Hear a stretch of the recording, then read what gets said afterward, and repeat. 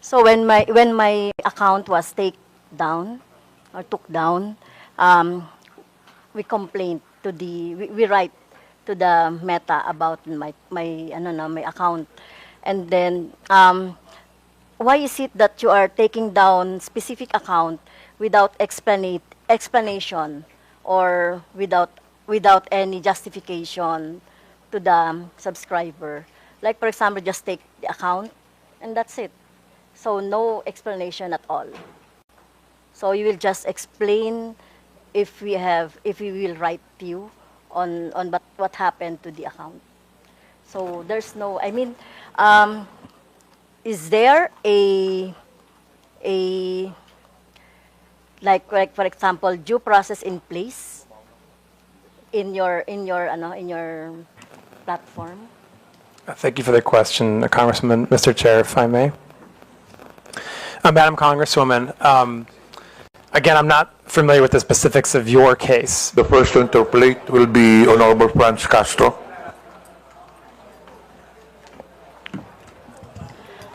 Thank you, Mr. Chair, and I also thank the Meta for coming here after 3 notices. Thank you. I have some specific personal question about how the Meta is detecting community standards violation, or what you call violation of community standards. When you look at the when you look at your platform, we have here several. When you report like a content, you will find here several violations like scam, fraud or impersonation, unauthorized political ad, adult content, selling or promoting restricted items, violence, hate or exploitation, bullying or unwanted content, intellectual property, suicide or self-harm, false information, problem involving 18-year-old or someone under 18 years old. Well, I was a victim of your platform, where my official Facebook account were taken down by your platform due to it said there impersonation. So I cannot understand why do you take down an account due to impersonation. So how does it happen? So how will you determine that really is this account is impersonated? Because this account was reported to COMELEC as my official election account for my daily activities during election. Thank you, Madam Congressman. Mr. Chair, if I may. Madam Congresswoman, thank you for your question. Certainly impersonation is a violation of our community standards. And there, I can say that I don't know the specifics of your case, but let me talk about a little bit about how we try to deal with issues of impersonation, right? First of all, there can be a number of different reasons that an account might be taken down, right? There can be repeated violations of our community standards, or there can be very severe violations of our community standards. But other times, it can be because someone was able to, unfortunately, gain access to your account.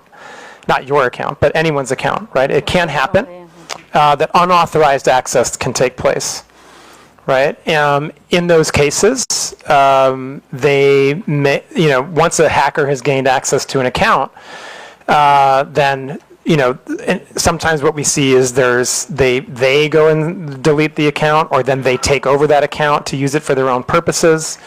And what we do in those cases is we work with the rightful account holder to retake control of their account, right? So we ask for credentials. It could be a government ID. It could be, various email addresses or other identifying information that were used with that account in order to regain control of it. I think one thing we've seen and that we know is an extremely effective guard against having accounts taken over by hackers is two-factor authentication. Two-factor authentication is really the first line of defense that any user on Facebook, including members of Congress, have against their accounts being taken over.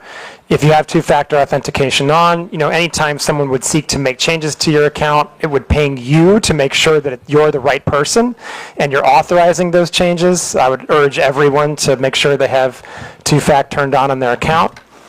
I think it's also worth noting that, for government officials, for politicians who are engaged in an election cycle, we have specific channels where we can work together. We have our Meta Support Pro channel that you can access and that we're happy to work with you to make sure you have access to, so that if you have specific issues with your account, other members of Congress, other people running for election can access those channels. I think it's also worth noting, and I didn't really mention this in my opening comments, but I think I should, that that there are a number of different statutory agencies that have specific channels with Meta where they can report community standards violations, account hacks, and any other issues that the government is experiencing with Meta's platforms and our services. In fact, there are 11 different government agencies that have direct channels to us. And so those are other channels that can certainly be utilized in cases where members of Congress experience those types of actions. And I would just also say, it does also happen from time to time that we make mistakes. That is also something that happens, and we're sorry for when that happens. We know it's a really poor experience. We don't want that to happen. We take those instances very seriously. We do everything we can to try to minimize them. Okay. And so that's also just something that can happen sometimes. So when my account was took down, we complained to we write to the Meta about my account, and then why is it that you are taking down specific account without explanation or without any justification to the subscriber?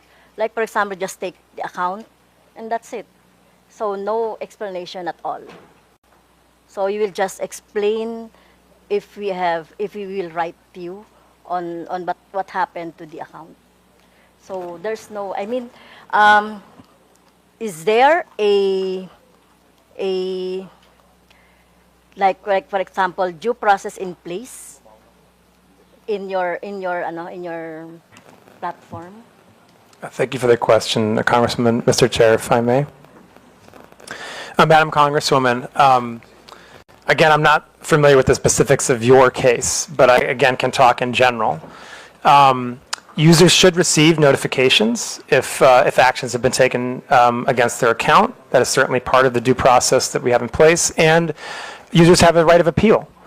And in fact, when we see mistakes happen and users appeal those actions, the content in question, if it was a community standards violation, may often be restored. In some cases, the account would be restored. I do just want to highlight, in the specific case of hostile takeover of accounts, or what Meta believes may be a hostile takeover of an account, that can be a more complex process for very good reason. We want to make sure that we are not providing access to the account of someone who shouldn't have it. And so, Madam Congresswoman, I would just emphasize again that if you or another member of Congress is having any types of these issues, we can certainly provide you access to our Meta Support Pro and other channels so that we can solve these problems together. Mr. Chair, may I ask also that, are you familiar with troll armies?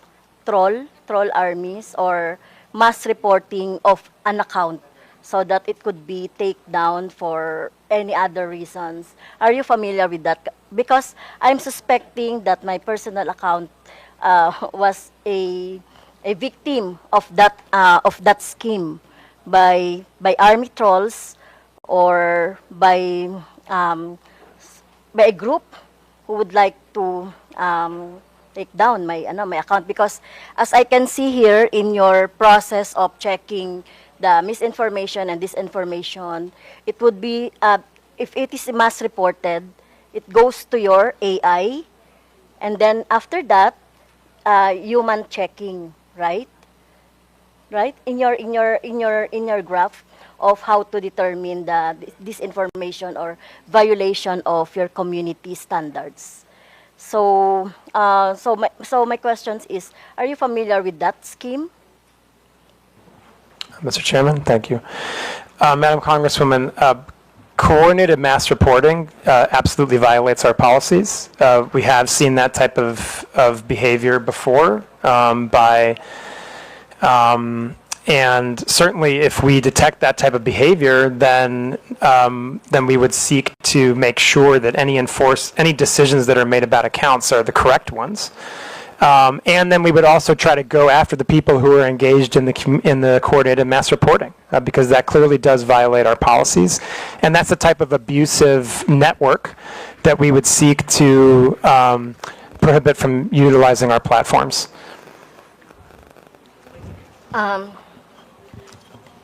Another question, Mr. Chair, is about the inaction of the Meta on the AI-generated images abused.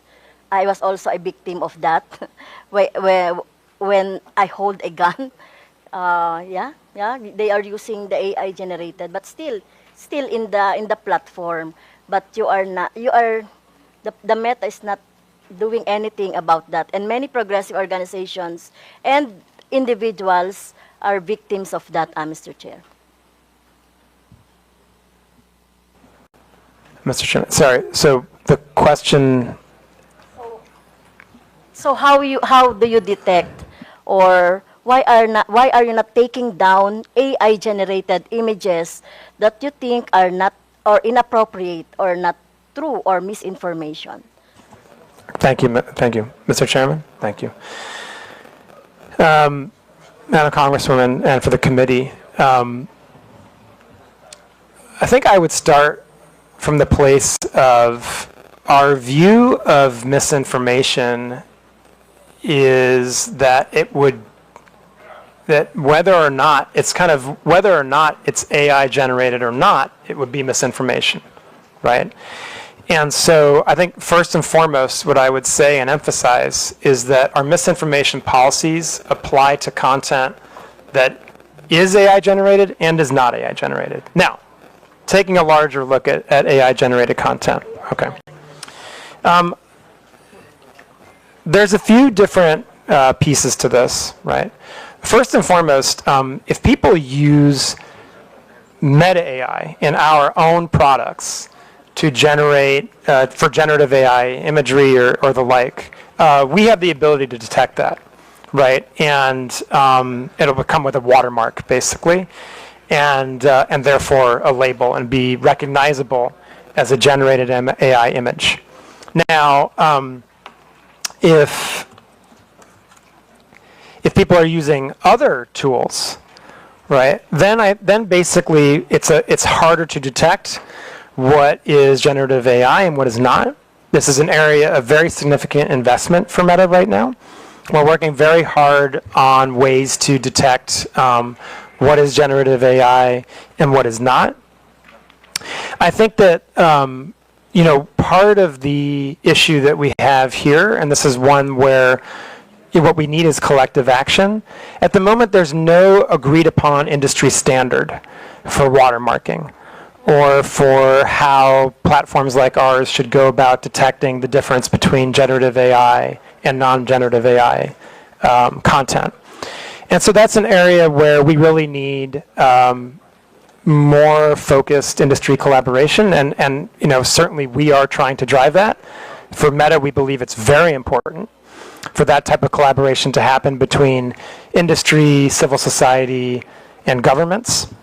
And I think the last thing I would really talk about when it comes to generative AI imagery or other content is really distinguishing between paid content and non-paid content, right? If you are, just generally speaking, at Meta, we take a much more stringent approach to moderating paid content, right?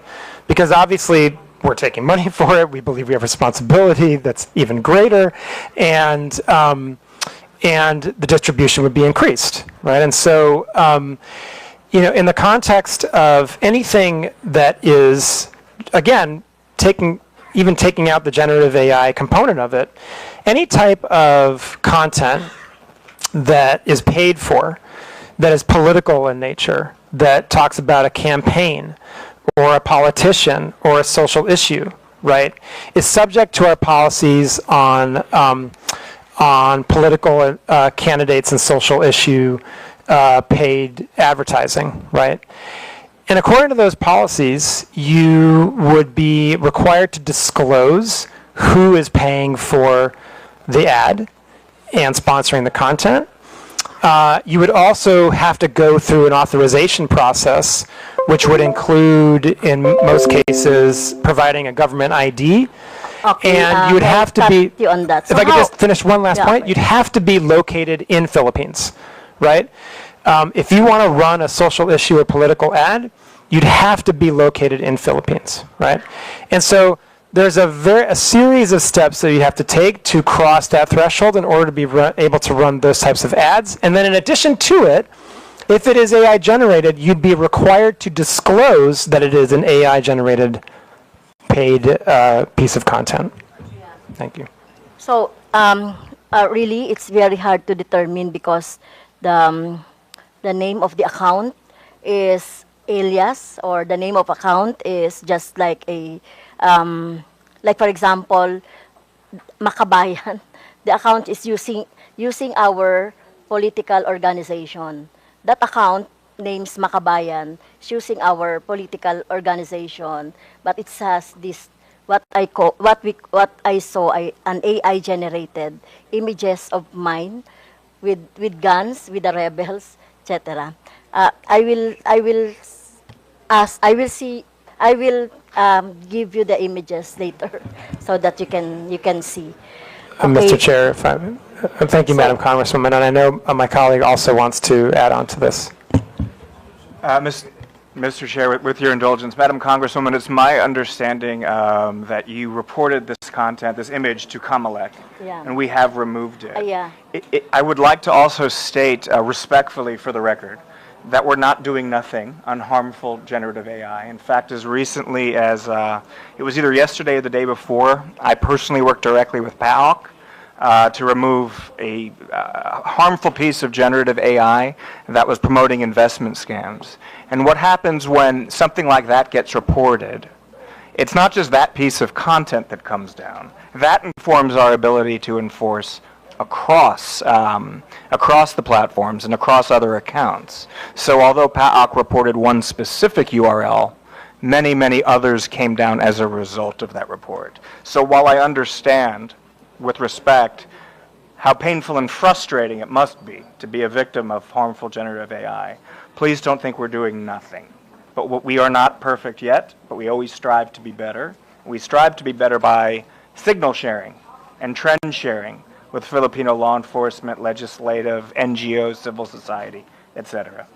So thank you. Yeah, and I would just emphasize what Rob said about, please, if you believe that there's a piece of content that violates our policies, please do report it through Comelec, and we'll treat it with the utmost urgency.